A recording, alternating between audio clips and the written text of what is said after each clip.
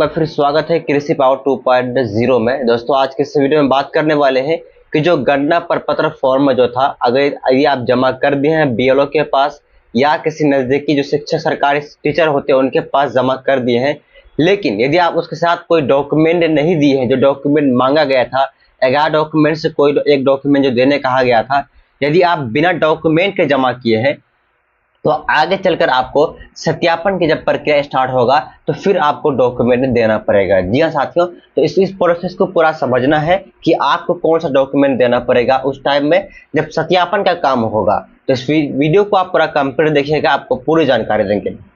सबसे पहले समझ साथियों यहाँ पे ध्यान दीजिएगा, आपको मैं स्क्रीनशॉट साइड में लगा दूंगा। यहाँ पे देखिएगा कि जो आवश्यक जो दस्तावेज है, यदि आपका जन्म, ध्यान दीजिएगा, यदि आपका जन्म 1 जनवरी 1987 से पहले यदि आपका जन्म हुआ है, 1 जनवरी 1987 से पहले यदि आपका जन्म हुआ है, जब बीएलओ आपके घर के पास आएंगे सत्यापन करने के लिए, यानी कि डॉक्यूमेंट मांगने के लिए, तो उस टाइम में आपको कौन डॉक्यूमेंट देना है? तो उस टाइम आपको देना है, आपको स्वयं के नाम से कोई एक दस्तावेज देना है। कोई एक दस्तावेज का मतलब हुआ, या यदि आप पढ़े लिखे हैं तो आपके पास मैट्रिक का सर्टिफिकेट होगा, वो दे दीजिएगा, या इंटर का। उसके अलावा यदि वो नहीं है तो आपके पास जाति होना चाहिए, जाति भी नहीं, कम से कम निवास होना चाहिए। तो ये डॉक्यूमेंट है, आपको इनमें से कोई एक डॉक्यूमेंट जो कि आपको देना होगा। उसके साथ में यहाँ पे देखिए, उस जो जन्म तिथि और जन्म स्थान को सिद्ध करता हो, तो आपको सिर्फ एक ही डॉक्यूमेंट देना है। यानी या तो आप दीजिएगा मैट्रिक का सर्टिफिकेट या इंटर का सर्टिफिकेट, या नहीं तो जाति या तो निवास। ठीक है, कोई एक डॉक्यूमेंट आपको देना होगा यदि आपका जन्म 1 जनवरी 1987 से पहले हुआ है। ठीक है, अब बात करते हैं जिनका जन्म 1 जनवरी 1987 से 2 जनवरी 2004 के बीच में यदि आपका जन्म हुआ है, तो उस केस में आपको कौन सा डॉक्यूमेंट देना होगा? तो ध्यान दीजिएगा, आपको स्वयं के नाम से कोई एक दस्तावेज देना होगा।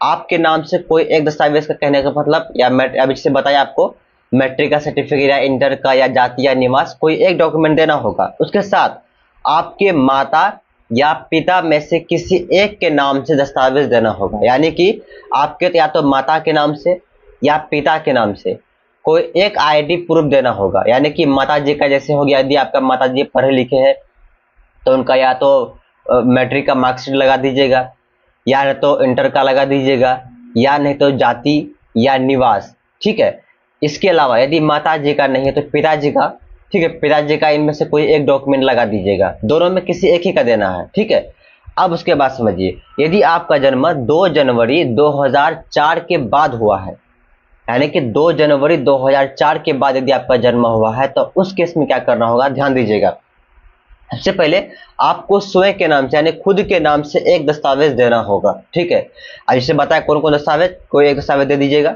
साथ ही आपके माता और पिता दोनों के नाम से आपको एक दस्तावेज देना होगा, यानी कि दोनों का देना होगा, माता का भी देना होगा, पिता का भी देना होगा। माता का कोई एक डॉक्यूमेंट जाति या निवास लगा दे दीजिएगा, पिताजी का भी कोई जाति या निवास, या अगर पढ़े लिखे हैं तो मैट्रिक का सर्टिफिकेट वगैरह, ये सब डॉक्यूमेंट आपको लगाना होगा। बात समझ गए? अभी फिलहाल जो कि गणना प्रपत्र जमा ले रहा है, यदि आपके पास डॉक्यूमेंट है तो आप जमा दे दिए होंगे। यदि आपके पास फिलहाल कोई डॉक्यूमेंट नहीं था या डॉक्यूमेंट था, अभी आप सिर्फ गणना प्रपत्र फॉर्म भर के दे दिए हैं, सत्यापन का काम जो डॉक्यूमेंट जो मांगा गया था वो अभी नहीं दिए हैं, बहुत जल्द जो है कि सत्यापन का काम भी शुरू होने वाला है। ठीक है, तो उस टाइम में आपसे डॉक्यूमेंट मांगा जाएगा। अभी फिलहाल समय दिया गया है, जल्द से जल्द के पास डॉक्यूमेंट नहीं है तो कम से कम जाति या निवास बनवा ले, तो वही डॉक्यूमेंट आपको लगाना है आगे चलकर। ठीक है, इस उम्मीद करते आप समझ गए होंगे, और मात्र 2-3 दिन बाकी है, तो गणना प्रपत्र का फॉर्म जल्दी जमा कर दीजिए यदि आप लोग अभी तक जमा नहीं किए हैं। बाकी ये सब जो डॉक्यूमेंट आपको बताए, ये सब डॉक्यूमेंट भी बनवा लेना है। ठीक है, इस वीडियो को शेयर कीजिए जरूर कीजिएगा। कैसा ये वीडियो लगा कमेंट्स में बताइएगा। चलिए मिलते हैं किसी नेक्स्ट वीडियो में, धन्यवाद।